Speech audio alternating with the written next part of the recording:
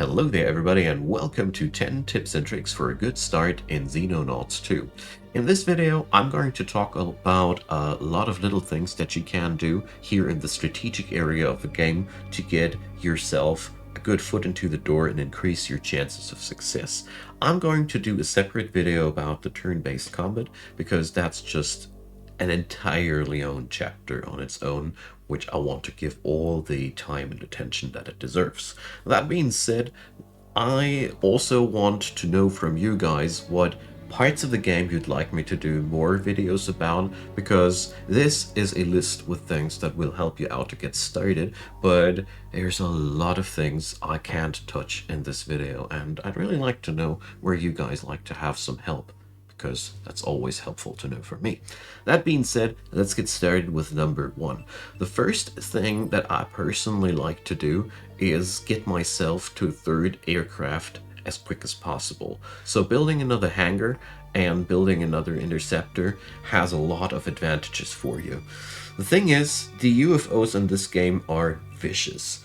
Already a base tier scout UFO, I needed 2 attempts with my ships, and it was a struggle, alright? So having 3 of these guys just outright helpful, and the earlier you got them, the easier it'll be to take down your enemies from the skies.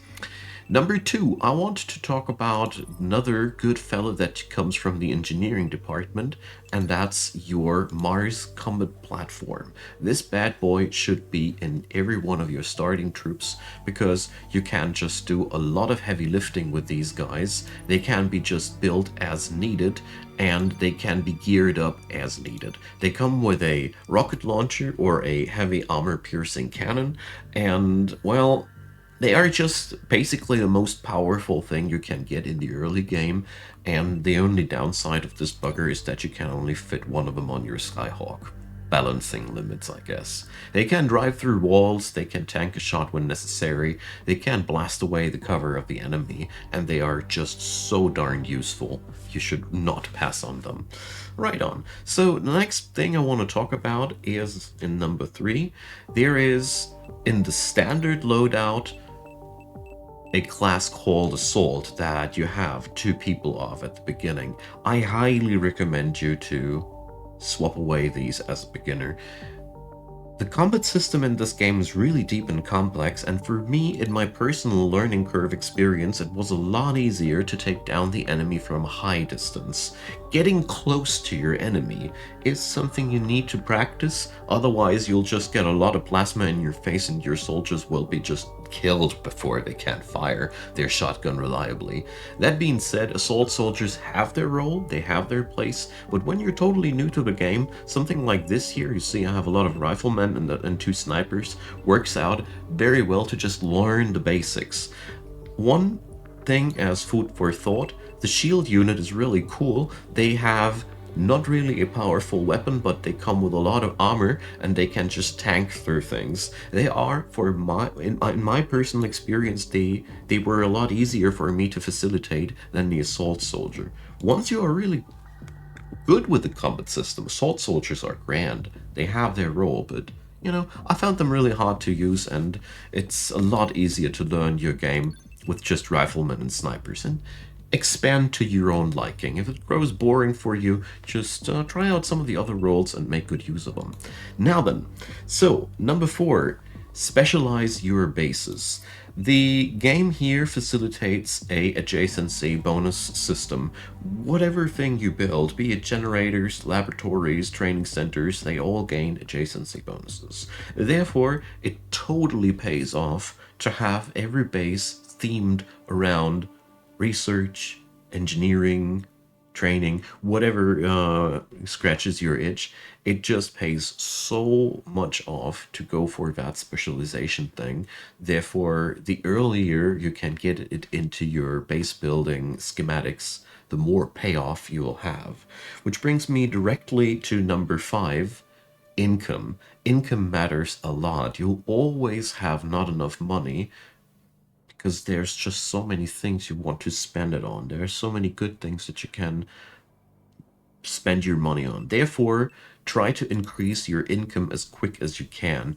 Technologies that directly increase your monthly funding, in my opinion, they pay off to be focused whenever you feel like you can afford not to research anything else. Because the earlier you increase your monthly funding, the more money you'll have in the long run.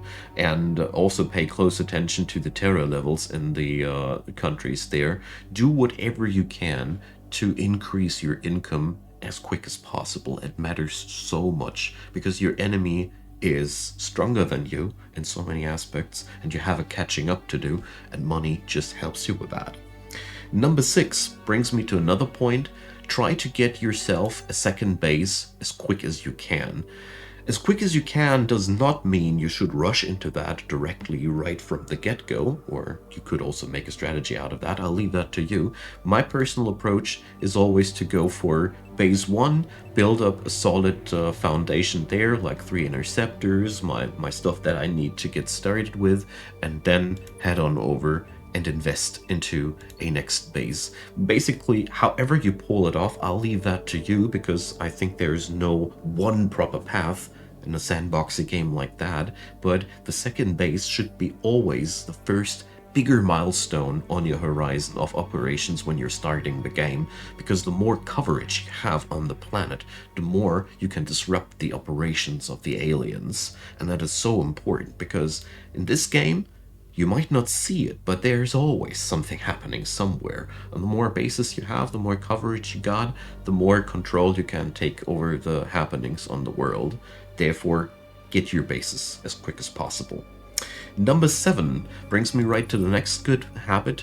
When you're planning out your bases, leave room for defense systems. Your bases will get attacked, and it would be foolish not to have defenses. It can happen easily, though, that you overplan yourself with adjacency bonuses and whatnot. Therefore, leave room for defensive measures. It really, really matters. That's practically all that I have to say about number 7. There are many ways to do it, so however you do it, just don't leave no room for defense buildings. So number 8 brings me right next to another thing: soldiers. You will need more soldiers than you start with. Soldiers can always die, and soldiers can always get more heavily wounded. Therefore, try to have a good exchange roster of soldiers. It depends on your own playstyle, how much you save and load during campaigns, and the general course of action, but try to find your own balance, but always have some soldiers on your hand. I personally have my rule of conduct: I don't bring wounded soldiers on a mission if I don't really have to. And, you know, it really then depends on how often you bring wounded soldiers back. I'm sort of a mediocre perfectionist. I try to avoid being wounded to a certain level of save and load resistance, but at the end of the day, it's really important that you have people that you can send on the missions. Nothing's worse than a Skyhawk full of beaten up people. That cannot really get you to a success in this game. So, which brings me to number 9, armor. Armor is extremely valuable in this game. I'd even go as far as to say that armor is more important than guns. I personally like to research the armor upgrades, therefore, before I upgrade my weapons. It depends on your personal playstyle. I don't want to say that this is the right way to do things, but I want to emphasize that armor pays off a lot. There are enemies out there that can one-shot your soldiers while they're just wearing a tactical suit. Period. That's that. You get to encounter those baddies quite early in the game, and therefore try to get some extra HP on those guys as quick as you can. It makes everything so much easier. The hardest part in this game is the phase where the enemy is just pointing their plasma gun in your face and just melts you if they hit you. The more armor you get, the less of a problem this becomes, and therefore, for me personally, it's an insanely important thing to get there, especially since your soldiers get better in bravery the more often they get shot at. You really benefit from armor in so many ways. Alright, number 10 is the last one on the list. It's probably quite obvious, but it should be pointed out. Save a lot and load a lot. Save a lot and load a lot. Unless you're one of those insane gaming masochists that do Iron Man modes. I deeply respect you folks for your pain resistance and your perfectionism, but I don't think you are the majority of players. Therefore, saving and loading is a legit strategy to get better at the game, and if you don't like the outcome of a turn, you can always fall back to an old save file. I'd even go as far to recommend you to go for a certain amount of save files that, I don't know, every 20 days do a manual save or something like that. If you notice that your course of actions was horribly wrong, you don't need to restart the entire game. Or you just like to restart, then just forget about number 10. But whatever might be the case, saving and loading does really play a vital role in games like these, so I cannot recommend it enough. Also, what's helpful, put this game on an SSD hard drive. The loading screens are surprisingly long, and I found that a very helpful thing. So that's the starters and beginners guide for this game. There's a lot more to say. This game is a beast, a wonderful, deep, complex, rich and challenging strategy game, and it's worth your time. I'll be working on more stuff, like I said in the intro. Leave me your comments with things you'd like to have covered about this game, so I know where I need to sink in my teeth first for you folks. Leave a thumbs up if you'd enjoyed. Leave a subscription, I'd be delighted to have you.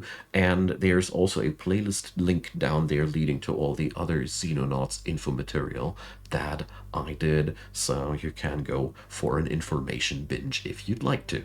Apart from that, thanks for your time, thanks for watching this video, and have a wonderful day, and I hope you come back soon. See you there.